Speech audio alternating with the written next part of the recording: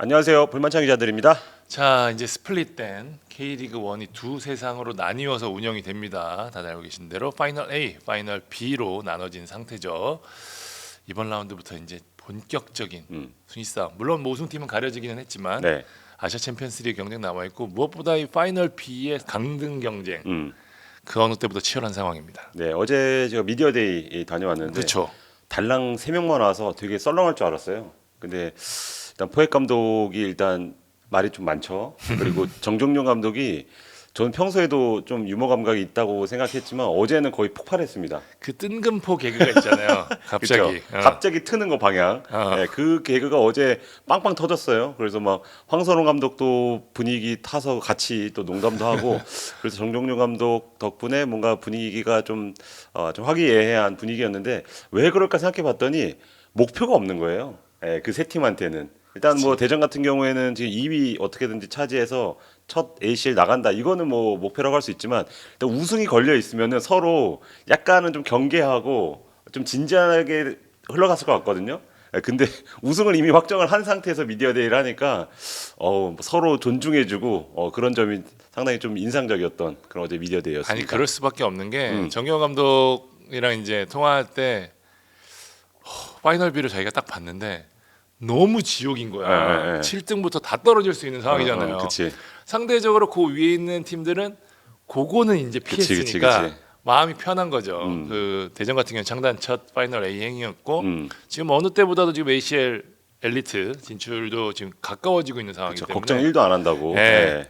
전체적으로 좀 아마 그런 편안한 기운들이 그렇지. 입담으로 이어진 게 아닌가라는 생각이 좀 듭니다. 네, 그 두 팀이 이번 라운드 첫 경기에서 이제 만납니다. 바로 네. 전북과 김천전인데요. 25일 오후 2시 전주 월드컵 경기장에서 맞붙습니다. 자, 전북은 동기부여 그리고 포획부재, 김천은 9기의 마지막 경기라고 이름을 지었습니다. 네, 전북 지난 라운드에서 우승을 확정 지었습니다. 자신들이 세웠던 2018년이었나요? 최단 기간 우승 기록을 자기들이 다시 한번 세워냈는데요. 아무래도 우승을 했기 때문에 물론 코리아컵이 남아있긴 합니다만 네. 이 5경기를 어떻게 운영할 것이냐가 상당히 좀 중요할 수밖에 없습니다. 포획 감독은 일단 다른 팀들에 대한 존중의 의미에서 우리는 최선을 다하겠다라고 했지만 그래도 동기부여 선수들 사이에 좀 흐트러질 수밖에 없어요. 일단은 네. 우승을 차지했기 때문에 그래서 아마 포획 감독도 베스트 전력을 내세우지만 한두 자리는 좀 변화를 줄 수가 있습니다. 그런 부분들이 얼마만큼 그 폭이 좀 커질지 어느 정도 폭 정도 될지가 이제 포인트가 될 것으로 보이고요. 이날 경기 누적 경고로 포획 감독이 벤치에 앉을 수가 없습니다. 이런 부분들도 전북 이날 경기 어쨌든 우승 확정 후에 홈에서 치르는 경기이기 때문에 전체적으로 축제 분위기에서 이어질 공산이 크거든요. 하지만 어쨌든 감독이 없다라는 거는 전체적으로 중요할 수밖에 없겠죠. 김천은 9기의 마지막 경기.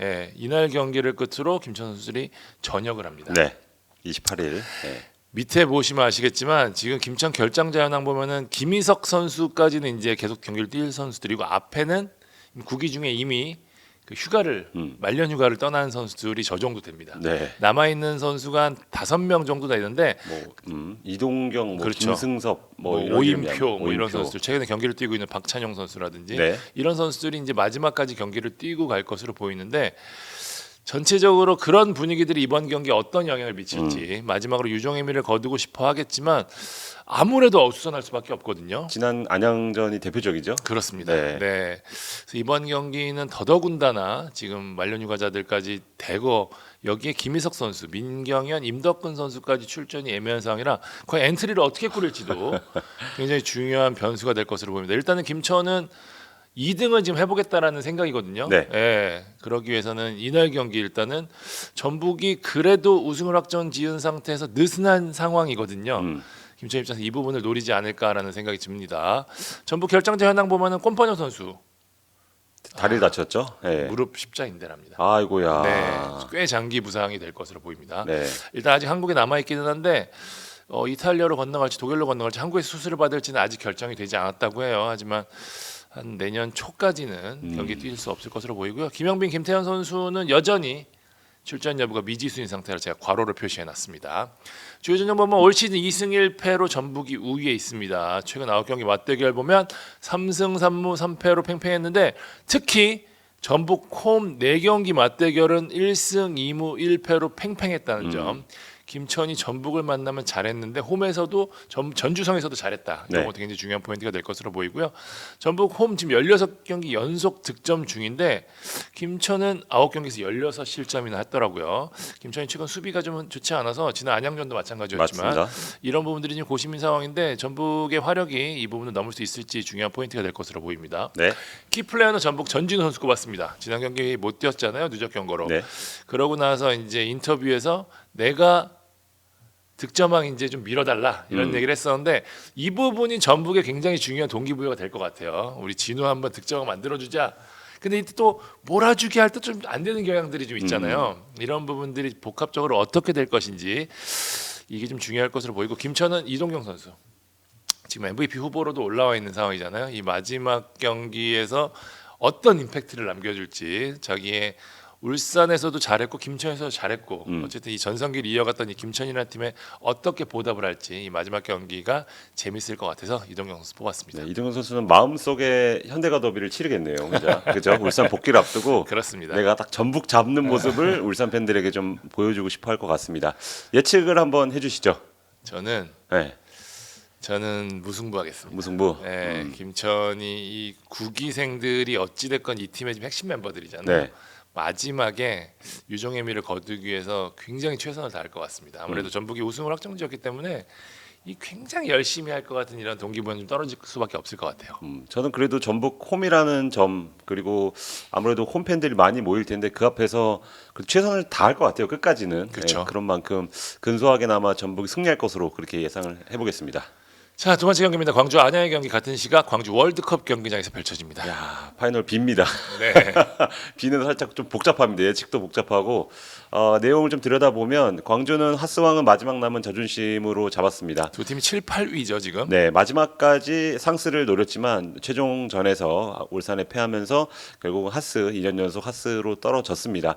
근데 하스왕이 중요한 게 아까 찬 기자가 서도 얘기했지만 하스왕이 돼야지 안심이 됩니다. 맞아요. 네, 지금 뭐 승강 플레이오프와의 격차도 크지 않는 그런 상황이기 때문에 지금 12와 4점 차입니다. 네, 만약에 이 경기에서 지고 그럼 뭐 1점 차로도 좁혀질 수 있고 그렇죠. 순위도 떨어질 수 있거든요. 네, 울산과의 그 격차도 좁기 때문에 그런 만큼 이날 경기를 잡고서 다시 한번 7위를 올라가는 것을 누구보다 이정효 감독은 아마 선수들에게 강조를 많이 했을 것으로 보이고 그리고 경험이 있잖아요. 또 안양 같은 경우는 올해 첫 이제 스플릿 시스템에 지금 뛰어드는 셈인데 광주는 상수도 가보고 뭐 하스도 가봤으니까 아마 이정효 감독은 어떻게 해야지 우리가 하스왕이 될 수 있는지 아마 선수들에게 많은 이야기를 전해줬을 것 같습니다. 게다가 광주는 코리아컵 결승에 올랐기 때문에 그렇죠. 플레이오프를 치렀다가는 일정이 상당히 부담스러울 수밖에 없는 상황이 됩니다. 그렇기 때문에 이른 잔류 이게 중요한 포인트가 될 수밖에 없어요. 그렇죠. 그 전까지 최대한 많은 승점. 더군다나 안양을 잡으면 어느 정도 좀 더 뛰어넘을 수 있기 때문에 그렇죠. 안양전에 올인할 것으로 보이는데 한 가지 걸림돌은 홈 성적이죠. 지금 홈에서 최근에 연패 중이고 그리고 최근 홈 10경기에서 1승밖에 거두지 못했어요. 예, 대전전 한 번 이긴 것으로 기억을 하는데 그 정도로 지금 홈파를 전혀 누리지 못하고 있고 또 홈에선 이제 실점도 어느 정도는 좀 나오고 있다는 점이 좀 걸림돌이 되고 있는데 다만 안양 상대로 지금 3경기 연속 무패 중이에요. 그 2승 1무 지금 승격팀 상대로 너무하다 싶을 정도로 지금 승점을 많이 땄죠. 근데 그 점이 굉장한 자신감으로 다가올 수 있는데 한 가지 주목할 포인트는 광주가 2승을 거둘 때 모든 거의 공격 포인트를 아사니 선수가 기록을 했습니다. 근데 아사니 선수가 떠나고 나서 맞붙었을 때 0대0 무승부가 나왔거든요. 그러니까 어느 정도의 아사니빨을 누렸다는 거죠, 광주가. 근데 반대로 안양에서 그런 아산 역할을 하는 선수가 마테우스 선수인데 마테우스 선수는 광주 상대로 유독 약했습니다. 올 시즌 최저 평점도 광주전에서 5점대 평점이 나올 정도로 거의 광주 수비에 막혀서 아무것도 보여주지 못했거든요. 근데 이제는 아산이가 없고 마테우스는 지난 경기 누적 경고 씻고 이번에 돌아오거든요. 만약에 마테우스가 펄펄 날 수 있다면 광주를 상대로도 한번 승리를 할 수 있지 않을까. 또 유병 감독도 이제 평소에 이정효 감독에 대한 뭐 존중심 같은 것을 많이 드러낸 것 같은데 이거 잡으면 또 한 단계 더 올라갈 수 있는 지도자로서도 그런 만큼 안양 입장에서도 상당히 중요한 경기. 근데 분위기는 안양이 확실히 성적도 좋아요. 지금 7경기 연속 무패입니다. 네, 중위권에 있는 팀 중엔 강원과 안양이 가장 안정적인 전력을 지금 뽐낸다고 할 수 있고 원정에서도 지금 3경기 연속 패배가 없거든요. 그런 만큼 안양도 이번에만큼은 광주 상대로 우리도 해볼 만하다 이렇게 자신할 것 같은데 일단은 뭐 스쿼드 상태는 김정현, 야고, 에드와르도는 여전히 좀 힘들어 보이고 유키치 선수는 살짝 좀 애매한 그런 단계입니다. 그런 만큼 지난 라운드 김천을 크게 잡았던 경기와 비슷하게 뭐 한가람 선수 뭐 수미 자리에 넣고 모타 선수에게 충분한 시간을 주는 그런 식으로 스쿼드를 꾸릴 것으로 보이고요. 광주는 프리드 존슨 제가 키플레이어로 뽑았다가 키플레이어를 헤이스로 바꿨는데요. 지난 경기 때 상당히 좀 몸이 가벼운 모습. 이제는 조금 0점 조준만 되면은 득점도 할 수 있겠다 이런 느낌을 받았는데 이제 훈련 중에 경미한 부상을 입어서 일단은 과로를 쳐놨습니다. 만약에 프리드 존슨이 나설 수 없다면 아마도 조커였겠지만 헤이스 쪽에 조금 더 포커스를 맞출 수밖에 없고요. 한 가지 뭐 희소식이라면 희소식인데 김진호 선수가 이제 십자인대 부상을 당했었잖아요. 이제 슬슬 팀 훈련장에 이제 복귀를 훈련장에? 했습니다. 이제 재활을 아직 남아서 올 시즌 내 복귀는 아마도 좀 어려워 보이지만 이제 슬슬 선수들과 얼굴을 맞대고 이제 슬슬 땀을 흘리기 시작했다. 그리고 다음 시즌에 좀 건강하게 돌아올 수도 있겠다. 또 이런 예상을 또 해볼 수 있습니다. 네, 키플레이어는 광주는 헤이스 말씀드렸다시피 헤이스 밖에 없습니다. 네, 지난 경기 때 사실 박인혁 선수도 부상 없이 엔트리 빠졌거든요. 그러니까 뭔가가 지금 잘 안 풀린다는 건데 헤이스가 뭔가를 해줘야지. 지난 경기 때도 어쨌든가 득점을 했지만 뭐 취소가 되는 그런 아쉬움도 있었고 헤이스의 역할이 중요해 보이고요. 안양은 모타 선수 굉장히 지금 득점왕에 대한 동기부여가 지금 굉장히 강할 것으로 예상이 되기 때문에 광주로서는 모타의 뚝배기를 조심해야 할 것 같습니다. 안양 같은 경우에는 지난 경기 김천도 잡았고 이렇게 약간 좀 도장 깨기 하는 느낌이 좀 있거든요. 예, 과연 광주를 상대로 한 번도 이겨보지 못한 광주를 상대로 네. 이번 경기 어떻게 할지 예측해 보겠습니다. 광주 승은 솔직히 잘 안 보입니다. 네, 광주가 득점력이 상당히 좋지 않기 때문에 저는 안양 승리하겠습니다. 네. 저는 무승부. 그럴 줄 알았어. 0대0 무승부. 0대0까지. 0대0 무승부 이거 하겠습니다. 스코어 맞추면 인정입니다. 지난 네. 라운드 때도 무승부가 많았던 것 같은데 살짝 지금 파이널 B로 가니까 약간 좀 안정적인 선택을 하고 있습니다. 자, 다음 경기 수원 FC와 제주전. 야, 이것도 치열할 것 같습니다. 25일 오후 4시 30분 수원 종합운동장에서 열립니다. 자, 주목할 포인트 그냥 두 팀 묶었습니다. 멸망전. 아, 제주가 이제 12, 수원 FC가 12, 제주가 11입니다. 수원 FC가 승점 38점이고요. 제주가 승점 32점인데 수원 FC가 승리할 경우에는 승점 차를 9점 차로 벌립니다. 네. 사실상 안정권. 그러니까 10위 최소한 9위, 10위 언저리 날 수 있겠다. 11위 밑으로 떨어지진 않겠다 정도는 확정을 할 수 있는 그런 수준의 승점 차가 되고요. 제주가 승리할 경우에는 5점 차가 됩니다. 네. 이 경우에는 이게 사실 12위는 자동 강등하고 10등, 11등 또 3점 따로 차죠. 다르잖아요. 3점 차. 네, 3점 차. 네네. 다르잖아요. 이게 천지 차이기 때문에 이 작은 순위 하나가 굉장히 중요한데 이번 경기 결과에 따라서 또 동력을 받을 경우에는 위까지 치고 올라갈 수 있는 그런 상황이 되기 때문에 굉장히 중요한 경기가 아닐 수가 없습니다. 일단은 제주 같은 경우는 이번 경기에 지난 그 퇴장 여파로 뛰지 못했던 선수들이 대거 복귀합니다. 송지훈 선수 그리고 이창민 선수까지 복귀를 하는데요. 사실 이 두 선수가 지난 경기 제주가 1대3으로 패했을 때 대전에 굉장히 그리웠던 선수들이었습니다. 맞아요. 예, 그래서 내부적으로는 굉장히 천군만마를 얻었다라는 평가를 좀 하고 있는데 일단 제주가 전체적으로 지난 경기들은 경기력이 많이 올라왔어요. 공격적인 플레이가 잘 되면서 올라왔는데 아쉬웠던 부분들이 수비 그리고 미드필드에서 밸런스를 잡아줄 수 있는 선수의 존재였거든요. 송지훈 선수와 그리고 이창민 선수가 이걸 해줄 수 있는 유영희 선수. 게다가 지금 부상자 중에는 제가 표시를 한 이탈로 선수도 있고. 그렇죠. 네, 주원 쪽에서 이창민 선수가 굉장히 큰 힘을 해줄 수 있어서 이 부분 포인트가 될 것으로 보이고요. 수원 FC는 지금 윌리안 빼놓고는 전부 다 복귀한 상황입니다. 윤빛가노 선수까지 복귀를 했고 안준 선수도 복귀를 했고. 거의 베스트 전력으로 뛸 수 있습니다. 수원 FC는 내세울 수 있는 카드를 다 이번 경기에 내세울 수 있다. 물론 윌리안 선수의 존재감이 굉장히 크기는 하지만 윌리안 선수도 슬슬 훈련을 하고 있다고 해요. 그러니까 지금 파이널 B 경기 끝나기 전에 일단 투입을 하는 게 목표라고 하는데 이 선수까지 돌아올 경우에는 손 FC 가 훨씬 더 강력한 전력을 구축하게 됩니다. 일단 어쨌든 손 FC 같은 경우에도 무패를 달리다 지난 경기 패하면서 약간 주춤한 상황이거든요. 네. 제주를 상대로 어떤 모습 보일지. 일단 올 시즌 3번의 맞대결 2승 1패로 제주가 우위에 있습니다. 하지만 최근 6경기 맞대결 봤더니 3승 3패. 무승부가 없습니다. 어떻게든 승패가 갈리면서 팽팽하게 맞대결을 펼쳤고요. 손 FC의 홈 6경기 맞대결은 2승 2무 2패로 역시 팽팽했습니다. 손 FC 홈 10경기 봤더니 5승 1무 4패인데요. 무려 17골을 넣었습니다. 유일한 무득점이 뭐였냐? 공교롭게도 제주였습니다. 예, 홈에서. 제주는 지금 원정 경기 8경기 무승 중인데요. 실점이 15실점으로 상당히 많습니다. 그러니까 양 팀은 어찌 됐건 손 FC는 골을 넣는데 포인트가 될 것으로 보이고요. 제주는 안 먹는데 포인트가 될 것으로 보입니다. 이 상성이 어떻게 이어질지 중요하고요. 키플레이어는 양측에 이 뚝배기 스트라이커 2명 꼽았습니다. 사박과 유리 조나탄으로 꼽았는데요. 사박 선수 지난 경기 좋은 활약 보였지만 어쨌든 마무리가 좀 전체적으로 아쉬웠던 측면이었고 유리 조나탄 역시 마찬가지였습니다. 어쨌든 지금 손 FC는 윌리안이 없는 상황, 그리고 제주 같은 경우에는 전체적으로 득점력이 좀 부진한 상황에서 그래도 앞선에서 마무리를 해줄 수 있는 이 선수들이 이른 시간에 골을 터뜨린다, 그럼 굉장히 쉽게 경기를 풀 수 있거든요. 그렇죠. 그런 면에서 이 두 선수를 키플레이어로 꼽았습니다. 네, 상승에 간 팀들 특징이죠. 그게 바로 전방에서 마무리할 수 있느냐가 없느냐가 그게 갈렸는데 지금 두 선수가 최근에 살짝 부진한 게 걸렸는데 키플레이어로 꼽아 주셨습니다. 저부터 예측하면 저는 무승부하겠습니다. 저 2승 2무 2패에 꽂혀갖고 저는 2대2 정도의 난타전 끝에 무승부가 나올 것 같습니다.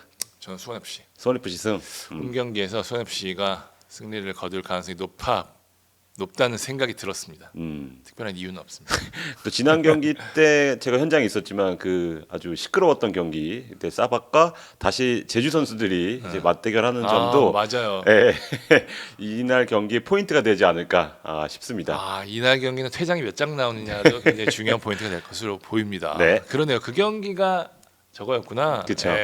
그 경기 이후에 지금 이창민 선수도 수원 FC 좀 맞춰서 또 돌아오거든요.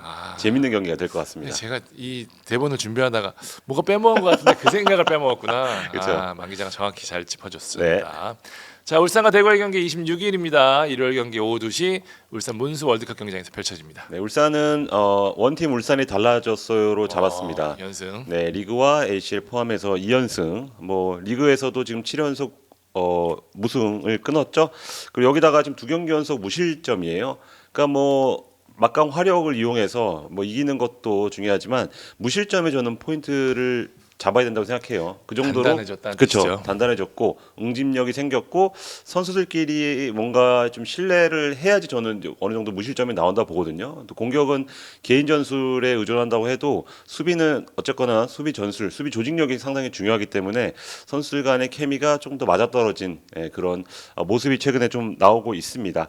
네, 리그에서 울산이 연속해서 무실점한 게 4월달 서울 대구전 이후에 한 번도 없어요. 6개월 동안. 네, 6개월 동안. 그러니까 뭐 가끔 가다가 무실점은 했지만 그 정도로 실점이 많았고 그러면서 팀이 흔들렸다. 와, 울산이 그 정도였다니. 새삼 울산이 부진한 이유가 드러나는군요. 그렇죠. 울산이 뭐 1대0, 2대0 승 이런 거 상당히 우승할 때 많이 했는데 최근에 그런 모습이 안 나왔거든요. 근데 지난 2경기가 어떤 힌트가 될 수 있을지 관건입니다. 또 한 가지 내세울 수 있는 점은 대구와의 상성이죠. 대구 상대로 지금 4년째 무패 중인데 10승 4무 중입니다. 네. 근데 최근 2경기 뭐 적혀 있지만 무무예요. 네. 그 전까지는 2경기 연속 4년 동안 연속해서 승리하지 못한 적은 없었는데 최근 흐름이 어느 정도는 좀 팽팽한 양상을 만들었다. 근데 그 무무를 만든 게 바로 세징야 선수입니다. 팀이 넣은 3골을 세징야가 모두 다 기록을 했어요. 또징이야. 또징야. 그래서 울산은 지금 단단한 수비 무실점을 유지하려면 어떻게든지 세징야를 막아야 된다는 얘기예요. 이날 경기의 포인트인데 세징야가 지금 7경기 연속 공격 포인트를 기록을 하고 있습니다. 거의 뭐 지금 맨시티의 엘링홀란이 뭐 12경기 골을 넣었다고 그쵸, 하는데 네. 그 정도 급의 페이스인데 본인 개인 커리어에서는 3번째 7경기 연속 공격 포인트고 한 번 더 할 경우에는 지금 단일 시즌 기준은 최다가 됩니다. 뭐 황선홍, 뭐 김도훈 이런 선수들이 그런 기록을 보유했는데 막간을 이용해서 창 기자한테 질문 퀴즈 하나 내면 이명주. 어떻게 알았어? 와, 11경기 연속 공격 포인트가 있어요. 근데 특이한 점은 이제 단일 시즌은 아니고 중간에 그렇죠. 이적했다가 돌아와서 또 연속해서 11경기. 맞아요. 아, 알고 있었구나. 네. 놀리려 그랬는데 이명주 기록까지도 세징야가 다가설 수 있을지 좀 보고 싶습니다. 결장자 보면 울산은 말컹 선수가 일단 ACL을 통해서 한 달 만에 복귀전을 치렀지만 아직 몸 상태가 100%가 아니라는 점 때문에 일단 과로를 쳐놨고요. 윤종규 선수도 마찬가지여서 지금 과로를 쳐놨지만 그 외에 뭐 별다른 또 부상자나 결장자가 없기 때문에 최근 2연승을 할 때 멤버 뭐 김민혁 선수를 포함해서 지금 베스트 멤버가 모두 나올 가능성이 좀 높고요. 전체적으로 긍정적인 부분이 많네요, 울산은. 그렇죠. 근데 대구 역시도 뭐 장성원 선수 장기 부상자라 징계를 받은 세 선수를 제외하고는 또 베스트 전력 그대로 나올 수 있습니다. 그러네요. 그래서 뭐 두 팀 간에 아주 베스트 멤버 총 출동되는 그런 재밌는 양상이 펼쳐질 것으로 보입니다. 뭐 세징야 얘기를 너무 오래 했는데 울산은 루빅손 선수를 이제 키플레이어로 좀 꼽았습니다. 네, 루빅손 선수가 지난 경기 때 득점을 하기도 했고 뭔가 루빅손이 시원시원하게 돌파를 했을 때 뭔가 이 엄원상과는 다른 식의 어떤 물결을 좀 일으킬 수 있다고 저는 울산에서 보기 때문에 루빅손 선수가 대구 측면을 상대로도 그런 모습을 보여줄 수 있을지가 포인트가 될 것 같습니다. 예측해 보도록 하겠습니다. 저는 울산 승하겠습니다. 사실 대구의 기세가 더 좋아 보이지만 일단 울산 홈이기도 하고 울산이 뭔가 감을 조금씩 잡아가는 것 같습니다. 저도 울산 오. 승하겠습니다. 예, 울산의 흐름을 완전히 탄 것 같아요. 지난 경기도 사실 그 로테이션을 했음에도 불구하고 네. 전체적으로 팀이 하나로 움직이는 모습이 좀 많았거든요. 이런 기세들이 물론 대구도 굉장히 흐름이 좋기는 하지만 그래도 역시 울산이 그동안 안 됐던 부분 중에 그런 부분이었는데 멤버는 원래 좋잖아요. 이게 좀 되고 있다는 게 굉장히 중요한 포인트가 될 것 네. 같습니다. 김민혁이 골을 넣는다? 예전에도 아타루가 골을 넣는다? 이건 되고 있다는 신호거든요. 뭔가가. 예, 저는 거기서도 좀 힌트를 얻었습니다. 자, 같은 시각 서울 월드컵 경기에서 펼쳐집니다. 서울과 강원의 경기입니다. 야, 이거는 뭐 상스인데 이제 서울이 5위, 강원이 6위, 승점 차는 1점입니다. 순위가 뒤집힐 수도 있고 4점 차로 벌어질 수도 있는. 그래서 지금 4위 탈환 다음 시즌 ACL 진출을 또 목표로 하는 두 팀인 만큼 어떻게든지 이날 승점 3점을 목표로 할 것 같습니다. 이게 만약에 전북이 코리아컵 우승을 차지한다. 음. 그러면은 기회가 5등까지도 돌아갈 수가 있어요. 그쵸. 네. 그런 면에서 이번 경기 결과는 상당히 중요할 수밖에 없습니다. 근데 ACL 2보다 아마 ACL 엘리트를 더 원할 거기 때문에 4위를 추격하기 위해선 이날 승리를 해야 됩니다. 근데 주중에 두 팀 모두 베스트 전력을 거의 다 맞아요. ACL에 내보냈죠. 그러니까 이제 상스 갖겠다. 이제 ACL에 한번 좀 집중해 보겠다. 그런 어떤 열망인데 강원 같은 경우에는 홈에서 이제 비세고베 상대로 승리를 했죠. 전반 경기는 제가 다녀왔는데 네. 물론 빗셀고베가 베스트 전력을 대거 제외하고 나오긴 했지만 후반에 이제 베스트 전력이 나가면서 어느 정도 경기 양상이 바뀌긴 했지만 전반전에 보여준 경기력은 와 정말 놀라울 정도였습니다. 강원이 역시 90분 동안에 이런 흐름을 유지할 수 있느냐가 포인트가 되겠지만 강원의 그 플랜 A 자체는 굉장히 안정된 시스템과 좋은 경기력을 자랑하고 있다라는 설명이 가능할 것 같습니다. 지난 대구전 때도 그랬죠. 네. 전반에 상당히 좋다가 후반에 좀 흔들렸는데요. 그 말은 창기자 얘기해 준 대로 저는 베스트 라인업이 이제는 좀 구축이 됐잖아요. 네, 뭐 김건희, 이상원도 그렇고 뭐 중원 그리고 풀백도 그렇고 사실 다양한 실험을 했다는 건 그만큼 아직은 좀 자리를 잡지 못했다. 그리고 베스트 라인업을 찾는 과정이라고 봤을 때 강원은 그 작업을 어느 정도는 좀 끝낸 것 같다. 그래서 지금의 조직력, 그래서 지금 8경기 연속 리그에서 무패를 달리고 있는 그런 상황. 수비적으로도 상당히 좀 안정된 그런 모습이 최근에 좀 나온 그런 이유라고 보여진다면 반대로 서울 같은 경우에는 지금 3경기 연속 무승을 하고 있는데요. 경기력 자체도 아주 좋은 편은 아닌 맞아요. 그런 상황이에요. 근데 베스트 라인업을 말씀드린 게 서울 같은 경우에는 뭐 조용욱 선수 뭐 제로톱이라던가 뭐 이 수비진 그리고 중원 이것도 다양한 실험을 하다가 최근에 어느 정도 좀 자리를 잡아가는 듯 했지만 그 경기력 자체, 조직력 자체가 아주 좋지 않은 모습을 좀 보여주면서 아직은 조금 더 찾아야 되지 않을까. 왜냐하면 링가드와 뭐 안데르슨 어떤 조합 문제도 그렇고 측면 또 왼쪽 측면은 또 루카스 선수도 계속해서 기대한 만큼의 퍼포먼스를 못 보여주고 있거든요. 안 나와요.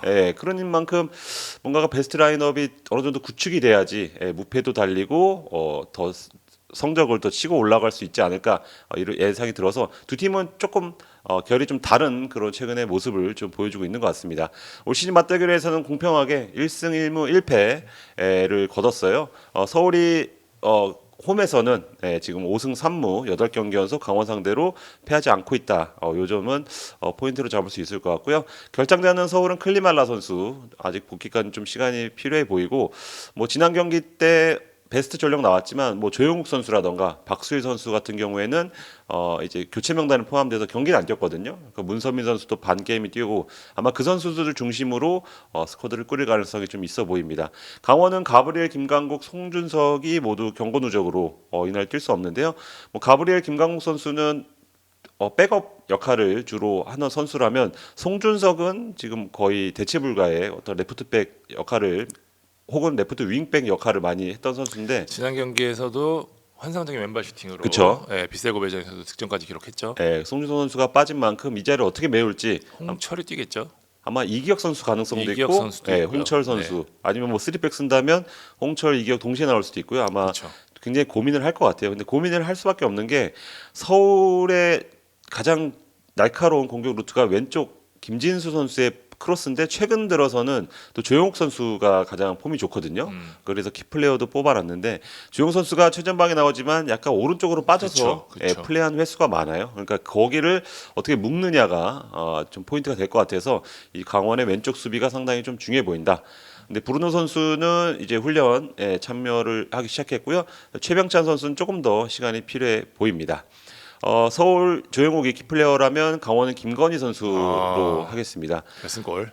수원 시절 가장 좋았던 폼이 조금씩 나오는 것 같아요. 확실히 이 선수가 뭐 많은 움직임보다는 딱 듬직하고 그리고 결정력이 높은 선수라고 개인적으로 평가를 하는데 툴은 가진 게 많아요. 그런 점이 최근에 좀 나오고 있어요. 그 마무리 같은 것도 그렇고 그래서 서울의 골문을 충분히 위협할 수 있겠다. 마음속으로 나만의 슈퍼매치를 치를 수도 있겠다 이런 생각도 들었습니다. 예측해 볼까요? 와 일단 지쳤을 것 같고요 양팀 모두. 지쳤죠. 그래서 저는 지루한 공방전 무승부 보겠습니다. 저는 아무래도 지친 강도가 서울이 좀 더 클 수밖에 없다. 원정이죠. 원정 다녀왔고 강원 같은 경우에는 물론 했지만 어쨌든 승리를 통해서 그것도 아주 극적인 승리를 통해서 지금 파이널 A 올라왔죠. ACL에서 잘하고 있죠. 이런 전체적으로 선수들 분위기 맞아요. 그리고 어쨌든 지금 강원의 과제는 굉장히 명확해졌단 말이에요. 후반까지 경기력을 유지하는 부분인데 이 부분에 대한 정경호 감독이 어느 정도 해법을 이날 경기부터 공식적으로 자신들의 문제점을 인정한 만큼 찾으려 하지 않겠냐. 그렇게 되면은 강원이 조금 더 유리하지 않을까라는 생각이 들어서 강원 승리하겠습니다. 강원선. 네. 그러니까 전반 강원, 후반 서울은 그렇죠. 후반에 강하니까 그렇죠. 그렇게도 아마 양상이 펼쳐질 수도 있을 것 같습니다. 네. 자 마지막 경기입니다. 대전 포항전이고요. 26일 오후 4시 30분 대전 월드컵 경기장에서 열립니다. 제가 다녀오는데요. 네. 진짜 오랜만에 가요 대전. 대전에? 석달 만에 가는 것 같은데. 빵 사러 온겨? 근데 가면 먹어요? 저는 사실 튀김 소보를 별로 안 좋아해서. 안 좋아해서? 한 개 먹으면 더 이상 못 먹겠더라고요. 저는 약간 느끼해서. 근데 거기 가는 거 진짜 부지런해야지 갈 수 있는 거잖아. 그 맨날 역 가면은 줄이 서 있잖아요. 네. 거기서 이제 좀 줄이 짧다 그러면 이제 집에 갖다 주려고 사는 경우 있고 저는 오히려 성심당 케이크 부티크를 더 좋아합니다. 사갖고 간 적도 있고. 그쵸? 와, 난 한 번도 가본 적이 없어서. 시루 그때 몇 번 사간 적 있고 거기 가서 좀 일찍 가서. 네. 어제 미디어데이에 성심당이 나올 정도로 키워드로 그 정도로 대단하다. 대전의 상징이죠. 상징. 이제는 노잼 도시랑 이거잖아요, 사실. 예. 그래서 지금 포항이 이번에 빵만 사러 올지 아니면 승점 3점도 가져갈지 그 경기입니다. 네. 자, 대전 절친 공백 ACL 이렇게 두 팀 절친. 공통점으로 꼽았습니다. 역시 박태호 감독이랑 황선홍 감독 잘 알려진 절친 사이죠. 두 감독이 포항 출신인데 굉장히 온화한 리더십 비슷합니다. 게다가 지금 어쨌든 황선홍 감독 대전 첫 파이널 A행에 올렸고 ACL 근저리까지 올려놓은 상황이고 포항 같은 경우에도 전력이 조금 아쉽다는 생각이 들 때마다 항상 기본빵 이상을 해냅니다. 최근에 그 능력을 인정받아서 재계약까지 맺었는데 두 감독의 지략 대결 과연 어떻게 될지 중요하고요. 이 부분이 중요한 포인트가 될 것으로 보입니다. 공백. 포항은 오베르단과 이호재가 누적 경고로 이날 경기 뛸 수 없습니다. 사실상 차포를 뗀 상황입니다. 거의 포 정도 되겠죠 두 선수는. 그렇죠.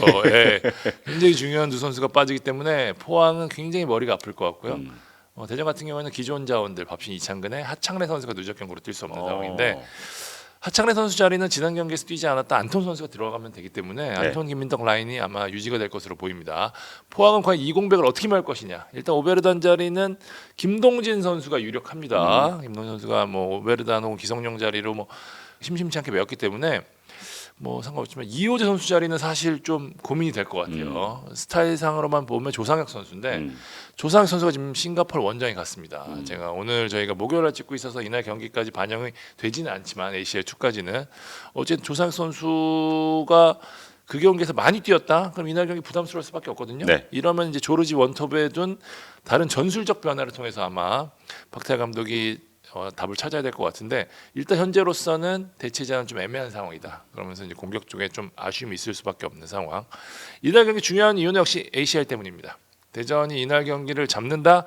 그럼 포항과의 승점 차를 7점으로 벌립니다.